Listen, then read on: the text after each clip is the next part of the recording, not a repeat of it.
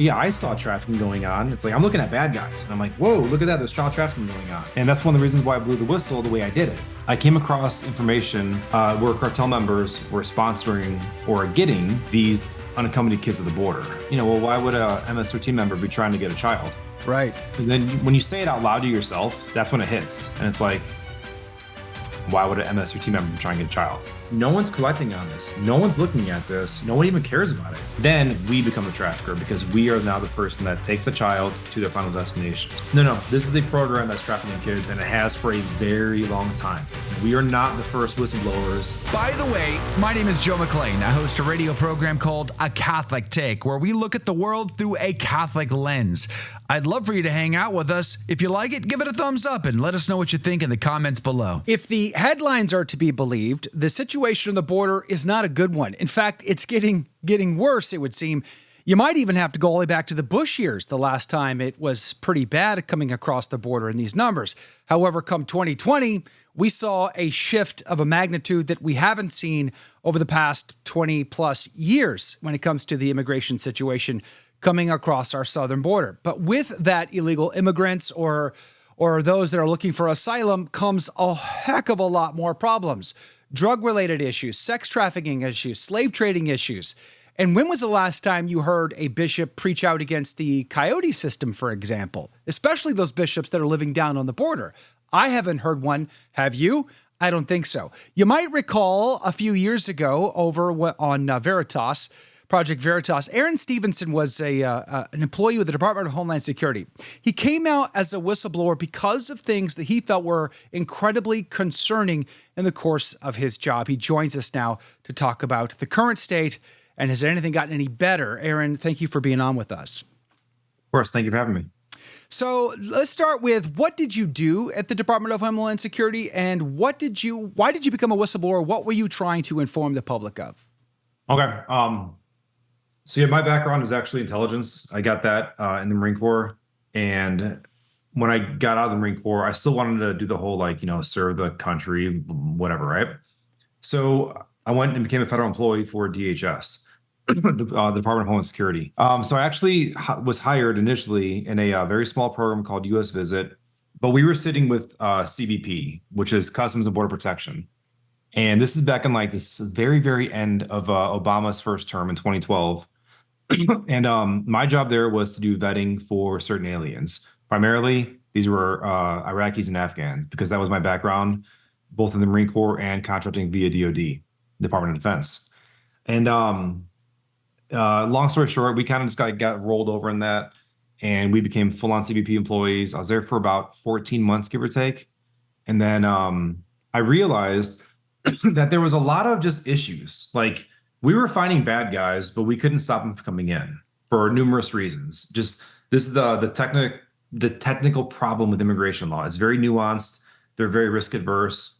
You don't have a lot of teeth when it comes to enforcement unless the president makes very, very grand maneuvers.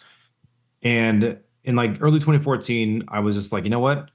If I can't make good effect here, I'll go to where I can. And that's before they even get status. So before they can fly in here, maybe I can find bad guys as they're applying. And that's where I was still at. I was very, very naive as a young 30-year-old. And so I joined USCIS, which is U.S. Citizenship and Immigration Services. Still an intel guy. And that was in 2014. Now, from there right away, you start seeing major, major programmatic problems. So it's not like they're any different than the rest of the government, but you're seeing screening problems. You see immigration officers, having no accountability when it comes to them skipping over certain procedures and how to do background checks, et cetera, et cetera. Just major problems throughout the entire thing. And by 2017, I pretty much dropped my pack. I realized this is just dumb. I'm just going to kind of ride my time out now as a federal employee, become your standard Fed, and just show up to work, not care, get a paycheck, and retire in 30 years. It wasn't until 2020. So that's my shift in life in a major, major way.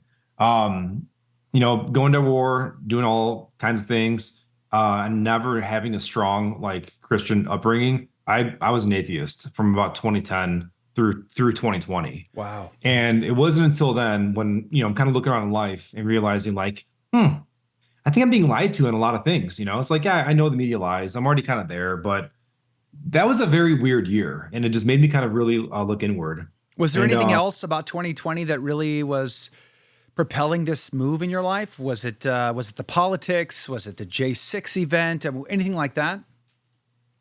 everything. It's culture, politics, news, society. It just Lockdown. everything. And what I really kind of realized was like, especially because remember, I was living in Northern Virginia, so I Hmm. went to DC a few times just to watch the burnings. And I realized like everything going on right now is they've got some things in common. What are they? And one of those things I boiled down to was like, well, these are all godless people. They're all atheists. And I was like, well, I'm an atheist.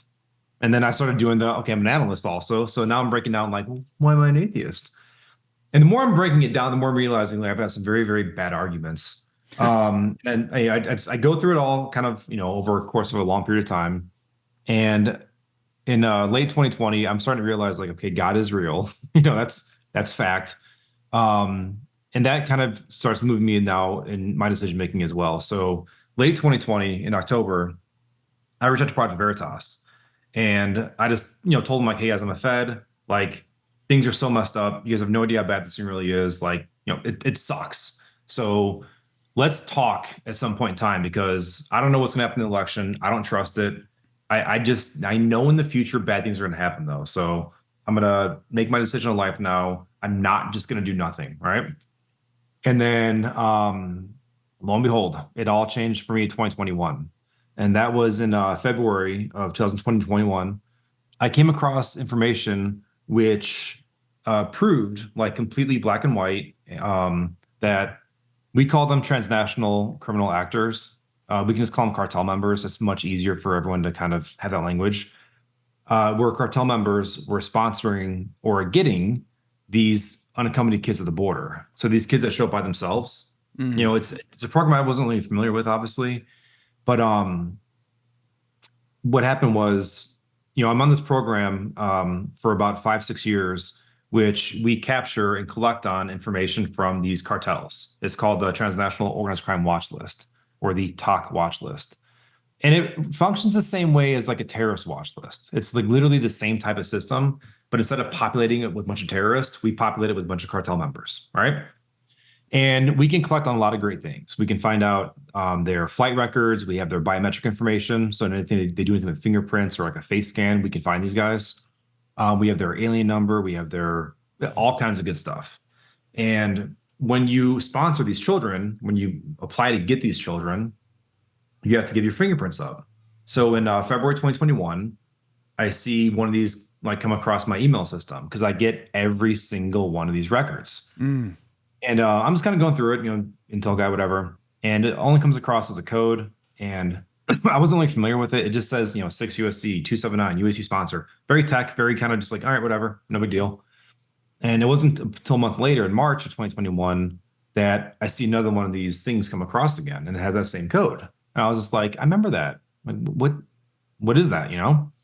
So I look for it in my inbox and I've got none throughout, again, like 2015 to 2021. And I'm like, okay, well, what is this thing? Is this like a new thing that we're doing? Is this a new program, part of this watch list? Like, I don't know. So I Google it, because I don't know what it was. And it comes back with, the US code, 6 USC, 6 US code, talking about these kids at the border and what happens when they show up by themselves and whatever. And I work in the immigration world. And I'm like, I don't know what this even is. So I'm Wow. asking around my colleagues, like, hey, do you guys deal with unaccompanied kids? And they were like, no. And they're asking, like, is that like a special immigrant juvenile? Is that like a different program? I'm like, no, no, it's like, it's a thing. It's like an actual, it's in the code right here, right? They had no idea. Hmm. And so, I would know, I guess no big deal. But I'm looking at it, I'm kind of wondering, like, well, why would a MS13 member be trying to get a child? Right. And then when you say it out loud to yourself, that's when it hits. And it's like, why would an MS13 member be trying to get a child? And so that is what kind of like starts the scratching around now, if you will. I see another one of these records a month later. So in April, this is the third one in 3 months. And I'm looking at it and it's just like, okay, this is the third gangster or the third cartel member trying to get a child. So now I'm reaching out to the rest of DHS. I'm calling like CBP, House and Border Protection. I'm calling ICE, the enforcement guys. But I'm also hitting up like the rest of the Transnational Organized Crime Working Group. because that's a whole of government approach. This program is not just done by DHS. So we've got partners from DOJ, FBI, the Terrorist Screening Center, Department of Treasury, Department of Labor, State Department. Like a lot of people are involved in this thing, and I'm calling these like the main headquarters, asking like my colleagues over there, like, are you guys tracking this? Because like this is just started happening. It's getting kind of weird, and everyone was like, no, we're not doing this thing at all. And so I'm looking at the records now of these cartel members, and this is going to be true, by the way, for everybody that I found. First off, they're all illegal aliens, all came across illegally, and they all have been removed from this country previously. Okay, so they're actually exploiting a loophole of defensive asylum. But on top of that, I'm looking at the records and who these guys actually are, and it's not just one gang, and it's not just like one part of one city of one country. So this is not just like MS-13 from El Salvador. It's not just 18th Street Gang from like Honduras. It's 18th Street Gang. It's MS-13. There was a Romanian dude. So there's all these different gangs from like 4 different countries trying to get children from this one program. So what was the common denominator on all of that then? Well, so again, there's two kind of patterns. One which is chaotic, makes no sense, and one which is like, okay, we can actually see this pretty credibly here. The one you can see very easily is, again, they're all illegals. They all crossed illegally, and they've all been previously deported, and they're now utilizing the defensive asylum process. That's key, and I'll come back to that in a second because I'm going to really nerd out on that one. The part that makes no sense though is these are coming from different areas of the different areas of the world and different gangs. That's the big part, because most gangs would never share their profits with a rival gang. It would not happen, right? But they're using the same system and the same like supply, if you will, to get these kids. And that's where I was like, that was the big one for me, where it's like, that makes no sense, because there's no gang fight going on. There's no like big battle or like increased violence or more shootings or anything else like that at all. They're just all kind of going to the same source and taking the same product. If this was a new drug, there'd be a gang fight because they want to control the products so they can maximize their profits. But now it's not happening. And exactly, that's the part where it really kind of like, screwed me up. So I'm just going to kind of fast forward this part now. I do the interview with Veritas in July 2021. That comes public in August of 2021. And by the part in time where it got released, there was 9 members on this watch list trying to get children. And this is where it's actually important. The watch list itself, like the actual list we have of cartel members, we limited it. So the US government caps it at 40,000 people. The terrorist watch list, I'm sure you know about, right? We hear about all the time. The terrorist watch list, terror watch list, whatever. That has no cap on it. Like, there's no threshold to the amount of terrorists in the world. Therefore, we would never say, like, don't put more than 1 million on the watch list. That thing can fly up to as many as you want. But we cap the TOC watch list, that cartel watch list. And we do it because that's just government policy. It's a long story. But there's another sinister thing about this watch list. Not only do we cap it, if you are in the asylum process, you're supposed to come off that watch list. And you do. It just takes a manual process. So all these illegal aliens that I found that were trying to get these children, all 12 of them, by the point in time that I went public, there was a total of 12 of these guys. All 12 of them were going through defensive asylum, and they still had to come off that watch list. So by the fact that I was seeing this is actually kind of like its own little thing. So me seeing a record every like 3.5, 4 weeks, me seeing one of these encounters where it's like a new gang member trying to get a kid, new gang member trying to get a kid, that's actually very, very underrepresented because they're supposed to be coming off the watch list. So in reality, it's more than likely there are more guys that have come off the watch list that are getting these kids. And all their asylum claims were absolutely fraud. It's just that our system is basically built to accept fraud. So that's what really compelled me again to go like, okay, now I got a decision to make, so I'm pushing this thing into my Veritas journalists. I'm like, dude, like, we know these are bad guys. We know they're getting kids. Like, you guys got to be finding something out there. And I told them, like, I'm pressing hard in the government. Like, no one's collecting on this. No one's looking at this. No one even cares about it. Like, I'm making phone calls being like, hey, are you guys tracking these unaccompanied kids going to gang members? And they were like, no. I'm like, because there's records that it's happening. Like, we know this is happening. And the response was just like, oh, no. but like no curiosity. How could that No, be though? Like all these kids are slipping through the cracks and nobody cares or is aware of it. I mean, either that's diabolical confusion or someone's up to no good here. I think it's both, and I think the majority of that is diabolical confusion. Most people as a whole, I think, are very, very just kind of like they're very lukewarm, if you will. Well, only including now federal employees, most of them don't care. Again, I was that person as well, up through like for a long time, where it's like the system broke me. I just don't care anymore. I tried doing, good work. I tried finding fraud, tried finding bad guys, and the system just wouldn't let you do it. So most people in the government, it's not that like they're bad people they're just whatever, show up, do my job. I don't care. It's a great job, awesome pay, great benefits, a lot of telework, all those good things. It's very safe employment. So why would you want to risk the boat? Why would you want to, there's no impetus to do the good thing, to do the right thing. And we're So not a Christian. what year was that you came out officially? 2021. 2021. And you were fired not long after that? Oh, I was fired a little long after that. It was I was let go officially February, first week of February in 2023. So it took them like about a year and a half to do the investigation Yeah. against the government. And so what was their what by what grounds did they fire you? Like what did they find you guilty of that they said they could terminate you? Well, so when the process takes a while, right? But in the end, we can go backwards on this thing. In the end, they give you this like just booklet of like your charges and the investigation results, whatever else. And their thing to me was, we can't trust you anymore. You've lost the government's trust. You no longer are a person that we can just like, yeah, you can work here. And it was gone. They took my clearance as well, like the last day prior to that. And part of a condition of my employment is I have to maintain a security clearance, a top secret, whatever, which I've done my entire career, like 18 years. And everything that I gave to Veritas and the journalist there was all unclassified. This is nothing that exposed, or would open up the U.S. government to any kind of. It wasn't top secret stuff. It wasn't secret stuff. There's no tactical or strategic outlook of anything going bad. This was me exposing a problem, and that was it, right? But they didn't trust me anymore, and that was the catalyst for them saying you're now fired. I wonder if the kids that got sent to gang members in the United States, I wonder if they can trust the government anymore.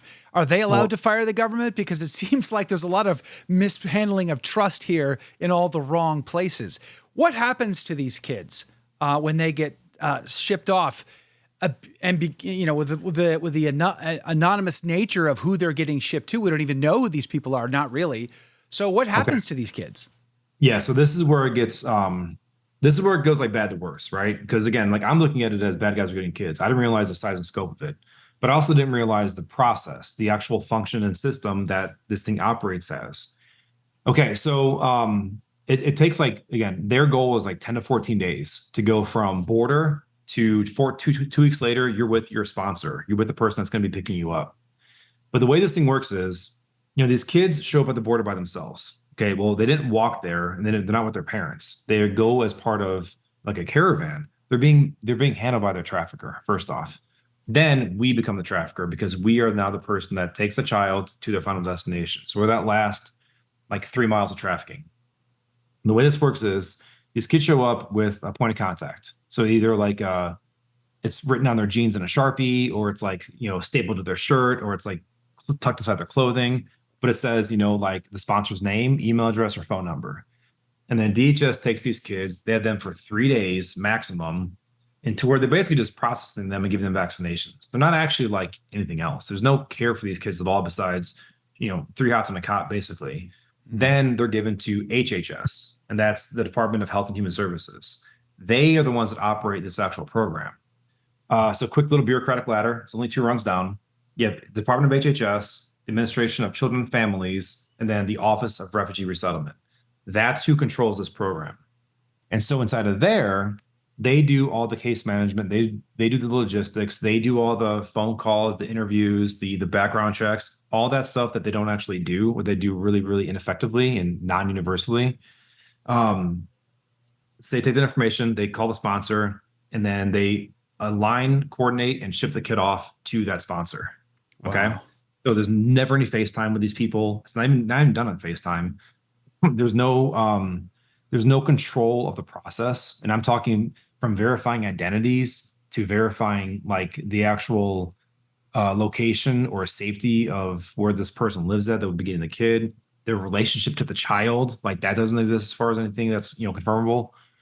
And then they hire out contractors to fly these kids from, this little camp to wherever they're going inside of America. Now, there's supposed to be follow-up phone calls, which if they do, doesn't matter because all they do is they don't give it to the case manager who has intimate knowledge of the person and the child. They give it to a whole new system. And these people just get a stack of, phone numbers every day and make phone calls. Hey, is Juan with you? Hey, is Maria there with you? And if they answer the phone, if that phone gets answered, they count it as successful. Like, okay, cool, yeah, the kid's safe. That's the benchmark of if the kid's okay or not. Wow. Is if somebody answers the phone. So when you hear the number of 85,000 missing kids within 2 years, that's only the first 2 years that this went on for. So 2021, 2022, that's missing all of 23 and so far of 24. So we know the number's much higher than that.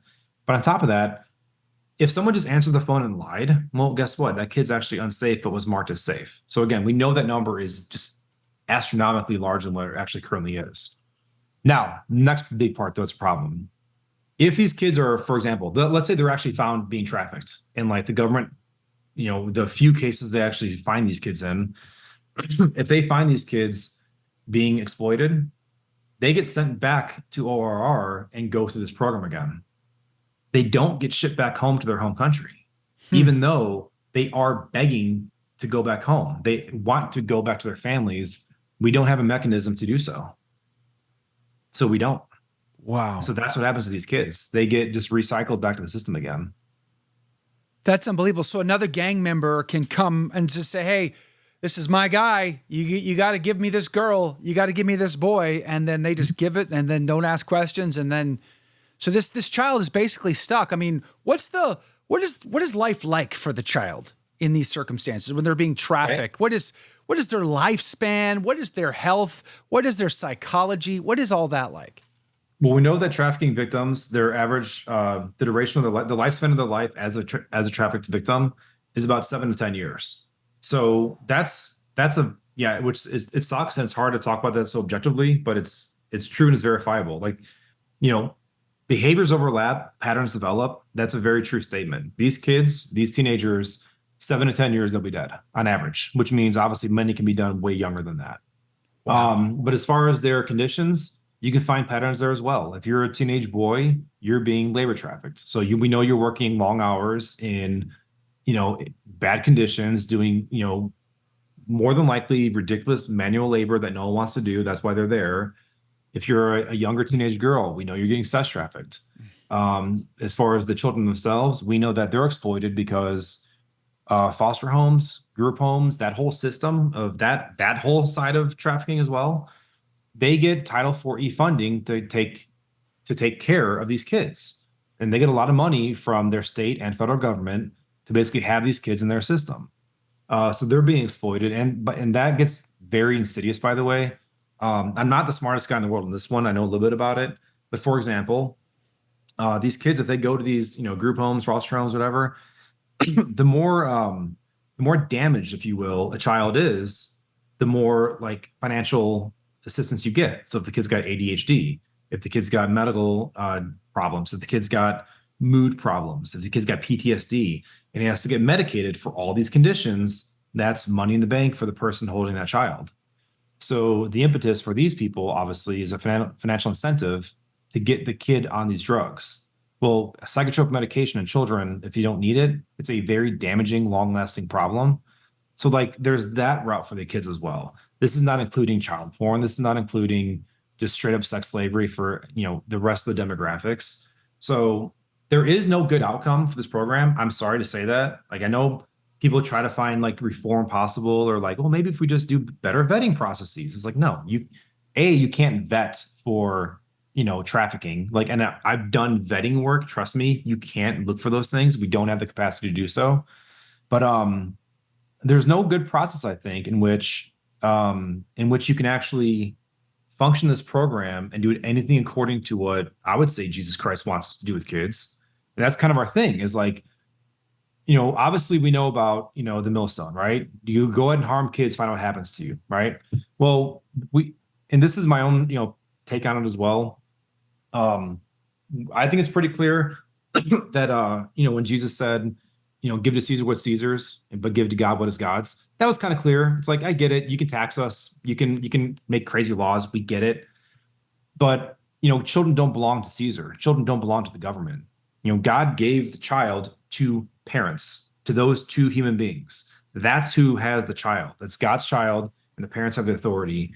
And the government, at any way being involved, this will always be the outcome, no matter what it is. Whether it's CPS United States, whether it's this UAC program by HHS, you can go into it in detail. There's always going to be exploitation, harm, trafficking of these kids in these government programs. So what do we do about that? I mean, if I could give you all the money in the world, what would you do to solve this problem? All right. I'll answer it first, real world, then rhetorical. Real world, if you mind, can I do a little like a plug, if you will? Please. It's not money, by the way. Feel free. We're doing this thing where we're pushing back on this rule change. So HHS, right? They are horrible at this program, and they designed it all themselves. So all these things I've been saying are the conditions of the policies that they've created themselves. This is the administrative state. This isn't like, Congress said like, oh yeah, here's a new bill, don't do background checks. No, that was HHS saying like, yeah, well, there's a pandemic, we're going to modify these things. Okay, well, you know what? Now it's Biden, so we're going to modify these things. That's how government works. It's, federal employees making changes as they wish. And in October 2023, HHS decided to do this rule change, which is basically legislative law without the legislature. So they said, we're going to do this rule change, and we're going to essentially codify this entire program into law. Therefore, this will become the new U.S. code. So to undo all these changes would have to go through Congress or another instrument, which is going to be possible because of the way the state operates. So we got wind of this thing because very good American, very good person. They saw this rule change in the Federal Register. They knew that, myself, Tara Rodas, W. White, Carl Soriano, Myra Moreno, we're all whistleblowers on this program. And they were like, yo, you guys might want to see this. HHS is about to do some like shadiness here. And so we saw that, and we decided to push back on it. So we created this campaign for people to leave comments in the Federal Register saying like, dude, don't do this, right? And it worked. We got like 73,000 comments. Senator Grassley, he wrote a letter to HHS saying like, hey, if you guys push this rule change through, the Senate is going to introduce a Congressional Review Act. And we didn't know what that thing was, by the way, when we started this comments campaign. A Congressional Review Act apparently is Congress's authority over that administrative process to where they can say, no, you're not doing this, which is really, really good, because then then the whole thing goes away and they can't do it ever again. So that's happening right now. So we're trying to obviously get people to please call their two senators and please call your representative and tell them to vote yay on the CRA. Just literally call up, say, Chuck Grass has got a CRA, vote yes. 3 phone calls. I'd really appreciate it to everybody watching this. So that's the real world thing, what we're doing right now. I just want you to repeat that, if you don't mind, just because I wanted to be clear call to action here. You're asking everybody listening and watching right now to call, if it lives in the United States, obviously, I have an international audience as well, but you got to call your senator and you got to call your congressman, ask them to vote yay on what? On the CRA, the Congressional Review Act. Yay on the CRA. All right, thank you. And that's both your senators and your representatives. Make sure you get them both, because right now there's, I want to say 45 on board with blocking it. And that includes Joe Manchin. We're trying to get obviously the rest of the GOP, which should be pretty easy. So now we got to flip states. So since I'm not a Fed anymore, I can do this, especially people that live in, let's say, Nevada, Arizona, New Mexico, Montana, Virginia. If you guys especially could please get your, because this is not like creating new law. We're not saying like, hey, call them up so that way we can pass new legislation. No, we're trying to block very bad legislation which traffics kids. And then we can handle it again. But it's like, we're trying to stop bad things. So this is not like partisan. This is just like, this is not good for kids. Please help us out. So that's that. Then when it comes to this in-between world of rhetorical and, like my fantasy land, right? Right. Administration change 2025. I'm trying very hard to get back into the system because A, I know how it operates. B, I understand how the system actually functions, but also, I care about this a lot. And this is one of the things that I pray about every day is to try to get back in some capacity into doing so because I don't see this happening without Jesus Christ. This is one of those things Amen. where it's like, no, no, no, no. This is not human beings that's gonna fix this. This has to be led by Christ. So I that's just how I see it personally. But when you say Um, get back into the system, can you define what that means? Are yeah, you become trying a to, federal employee. you want to be back into a federal employee? Do you think if you got another shot at that, do you think that you would get to do something different this time around? Do you think that you could find a way to create either awareness and or interest on behalf of federal employees to care about what happens to these kids at all? As far as the awareness part, I'm very well beyond that. I'm not a person that cares about it anymore. People that don't care about this, all of a sudden being on my team, it's like, no, no, no. You'll be told what to do. So I would rather not be in charge and lead it myself, but definitely be involved in a ways, and I'm being very nondescript on purpose because I've Sure. already written up several ways you can do this. Mm. But basically, create a process, a function, a team, if you will, which identifies all the kids, identifies all the traffickers themselves, so that way you can find all the kids, find all the bad guys, save the kids, arrest the bad guys. But then also, again, there's this system, there's the infrastructure itself. How did this all happen? Where are the ways that we can squeeze on this to destroy it forever? Because it's like it's not okay that NGOs got hundreds of millions of dollars to do this. That's just not okay.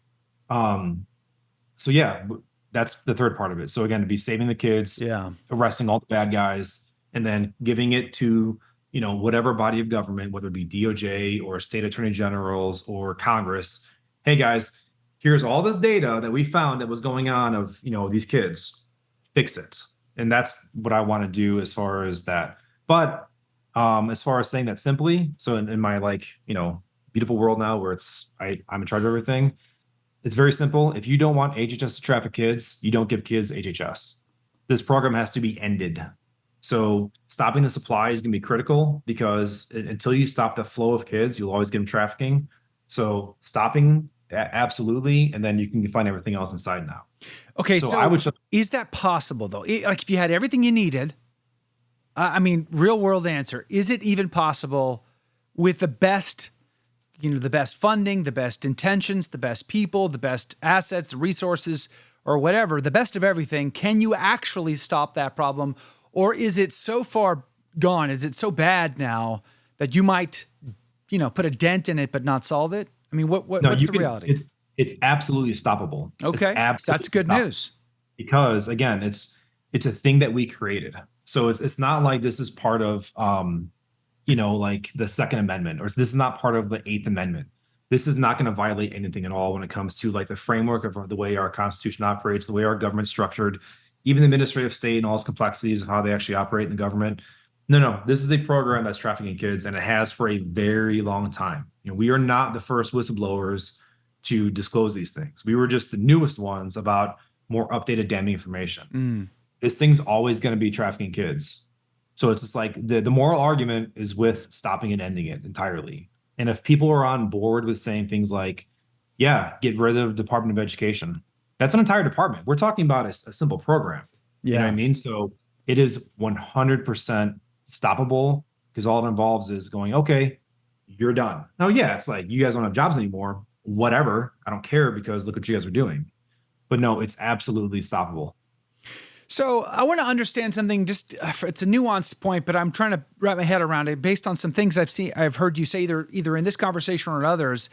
Is the big issue because when I look at you're not able to see my screen, but I'm looking at a Statistia, a graph that shows at 2020 we went hockey stick high in illegal immigration coming across the border. Can you define for me, is the issue illegal immigration or is the issue amnesty immigration? Like, what is the actual nature of this massive tsunami wave that we've not seen even 20 years ago during the Bush years? It was bad, but it was never this bad. This is bad at a whole nother level. So we keep saying illegal immigration, but from the sounds of it, it's technically amnesty immigration that we're dealing with. Is that true? Well, Okay, so my take there is because you do see some kind of cycles in these waves of people coming over. And personally, and this really is just my take, but I've looked at it a lot. I've kind of studied it. I'm not looking at it as, a lot of people will say like, oh, the Democrats want votes, right? Therefore we have to bring all these people in. It's like, yeah, but yeah, I'm sure they want that. They can take advantage of that. But you don't need people to get ballots. That's just you don't. I don't think that's what it is. What I think happened in 2021 was we stopped our economy in 2020. Like it ground to a halt, and that's not a good thing, right? Yeah. Well, the way our economy functions, the way our system operates, which means also like our monetary system, we are a Keynesian economic system, or a Keynesian, however you want to pronounce that, name of Keynes. But America needs buyers, like it needs consumers. For example, General Mills, right? They didn't start their 2019 forecasting of 2020 being like, yeah, we're going to shut down entirely and go from there. No, they modeled themselves like everybody else of, let's continual growth, let's continual profit. And then it all shut down quickly. And that's across the board. Mm. So personally, I think there's kind of a mixed effect. One, people coming over are economic migrants. When we shut down, so did they. And that hurt them pretty bad, right? So most of the people coming over are desperate and in need of just making money. I'm not saying it's okay. I'm just trying to make sure that's understandable. Second part is we had to start selling stuff because again, we are not a economy that we always need more consumers. This is just the way we operate. So I think they were like, yeah, get them up here. And I think our industry leaders were more focused on preventing that from crumbling away than anything else. We've had a negative birth rate for 5 straight decades. Right. So Yeah. again, I think they're just like kind of they fix the glitch, if you will, and don't care about the outcomes afterwards. Now, again, everybody though is making money off this. So you're going to get a lot of advantageous networks taking, kind of getting involved, taking advantage. That's what child trafficking came from. All of a sudden you've got, oh, we can do this really easily now. So now we have a new way to get kids in the country to traffic them and sell them for sex and labor. Awesome. We're going to do that. We'll use this program. Same thing now when it comes to drug smuggling and trafficking. They've got more movers because more people are coming over. Therefore, they can flood more into the market for people to do so in a desperate environment. But on top of that, it's like, yeah, this system wants it as well. USCIS, for example, I know they want this coming over because all those people that are coming in, they will eventually be getting immigration benefits. Even if they're illegal, they still go to USCIS and ask for like defensive asylum, or they get their I-765 work card. That costs money.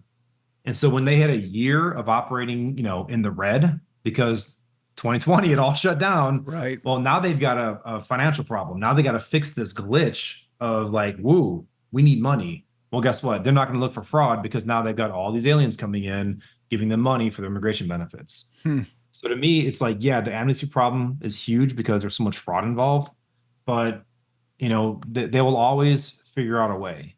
And one of the things that blew the whistle on also was they USCIS, sorry, I will say this, Secretary Mayorkas and Attorney General Garland, they made this rule change once again that they were going to change the authority of defensive asylum and take it away from immigration judges and give it to asylum officers.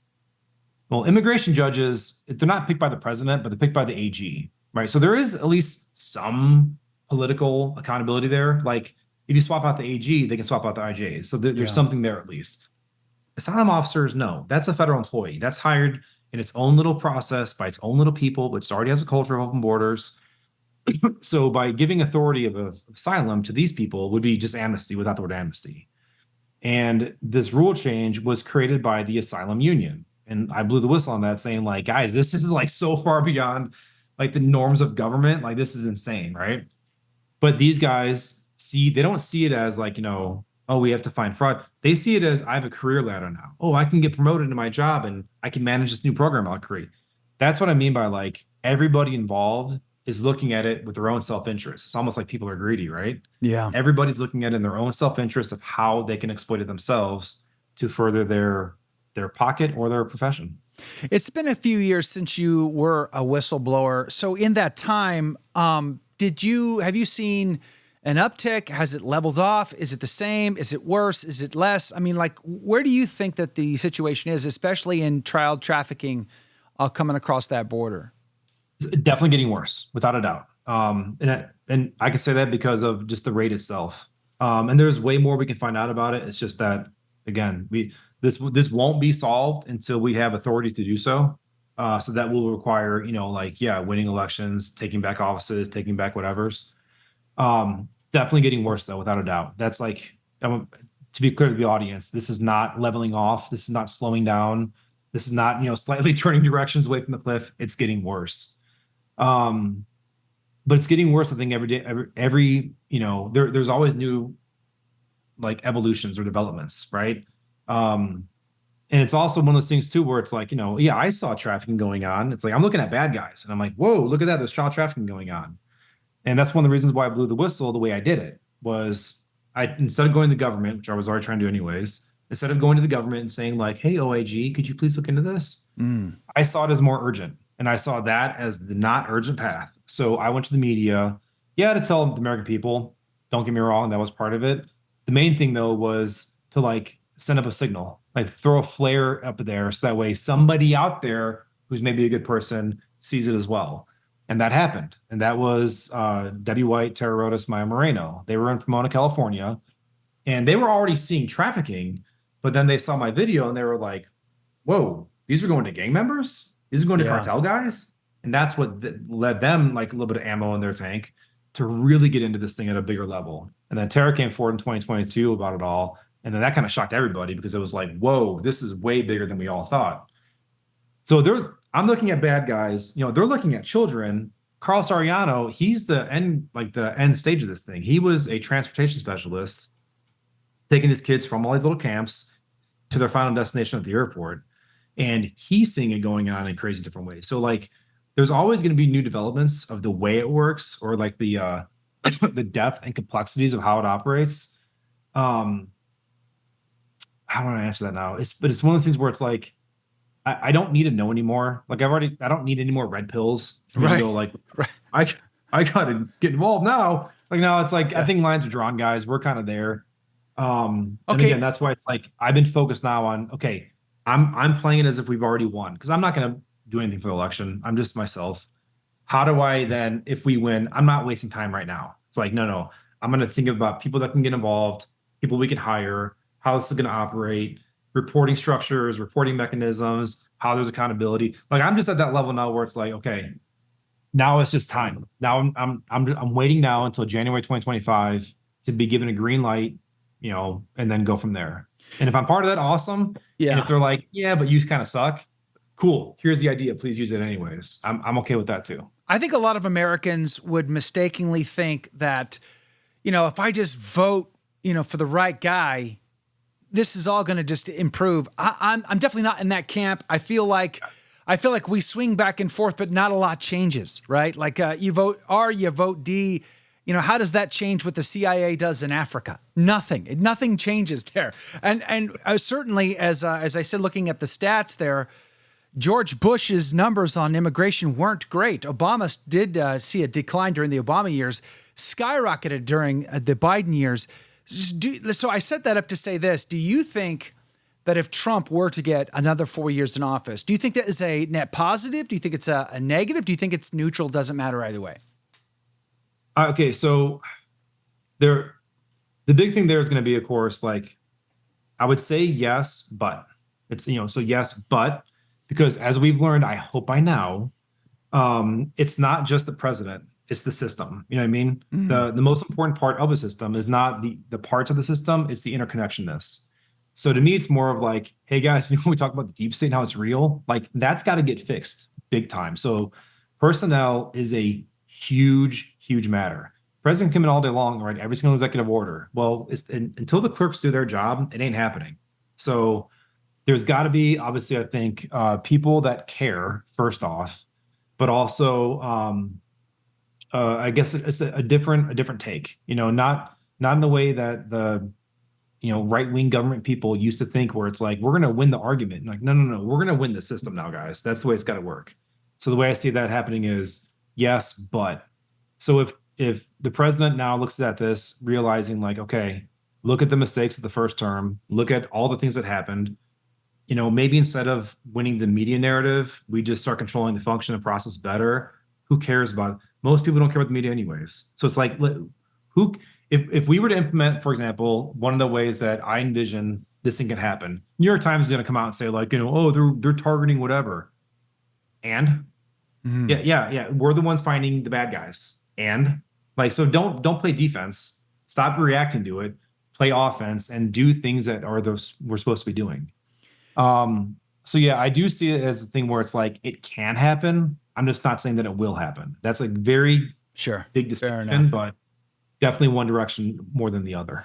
Earlier, you mentioned how many gang members were getting these children, and we don't know what happens to them after, which is insane to me.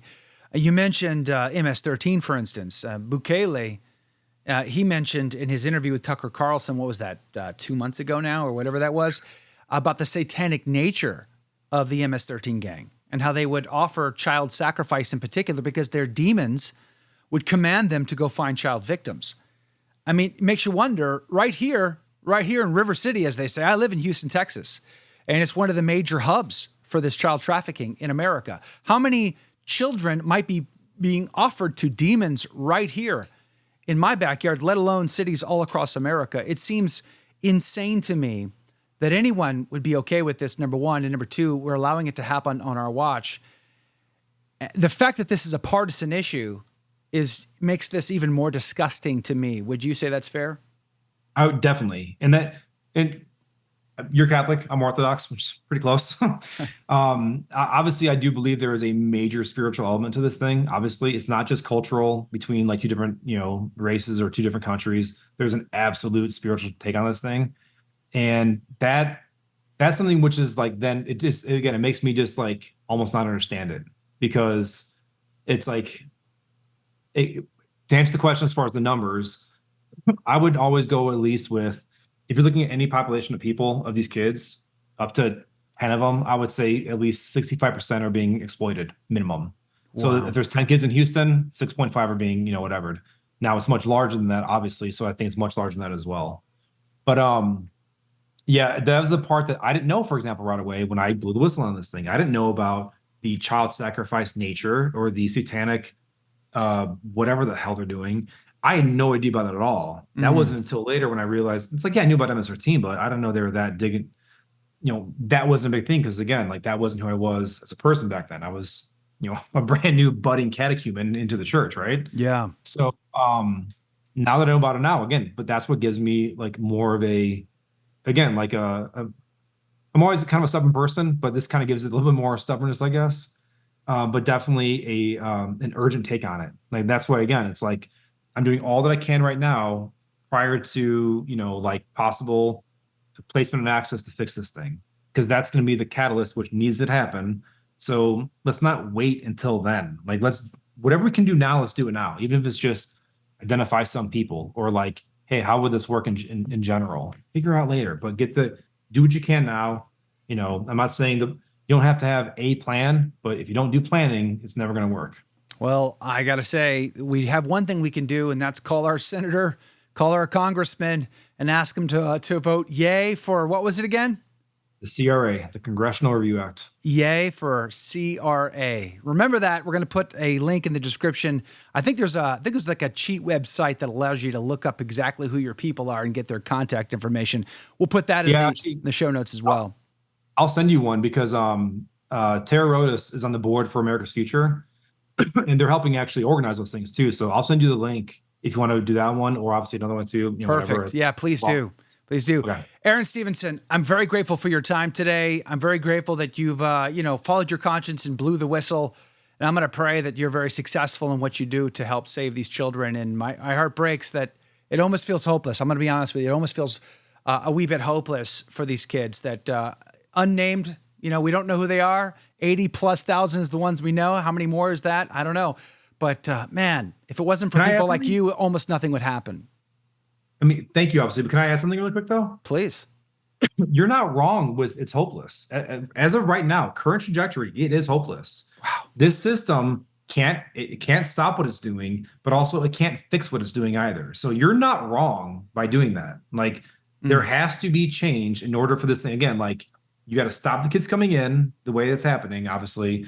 And then from there you can start, but those are two changes. Stop the kids coming in and then create a mechanism of whatever to go after the kids and the bad guys. And then that last part is now you have to destroy the way it already happened. Because like, guess what? NGOs are going to do the same thing they did previously. They're just going to adapt. Well, don't let it adapt. Like, just take them away. You just opened up a can of worms there because right now Catholic Charities gets money per immigrant that they help. That needs to be cut off too. We can't be incentivizing a broken, messed up system that allows for 100,000 children to go poof into the night into the slave trade. So no Catholic organization or otherwise should be participants in this mess. We should say, no, we're not doing this anymore. Shut the border. We're okay with immigration, but it needs to be legal. It needs to be legit. It needs to be controlled. It cannot be chaos. Those human beings, if we truly love them, deserve better than the nonsense that we have delivered to them, the chaos that has become their life. We are culpable on that. Blood is on our hands. God bless you, Aaron, for what you do. Thank you for your time today. Did you like that video? It's okay. You can admit it. It's perfectly fine. Hey, we cover the big stories of our day, from inside the church to outside the church to all points in between, and we do it from a Catholic perspective. It's called A Catholic Take. It's a radio program Monday through Friday. We live stream it right here on this channel, by the way, so make sure to subscribe, like, and share. We would be very grateful to you. And don't forget, you're going to want to watch this video right here because you don't want to miss anything.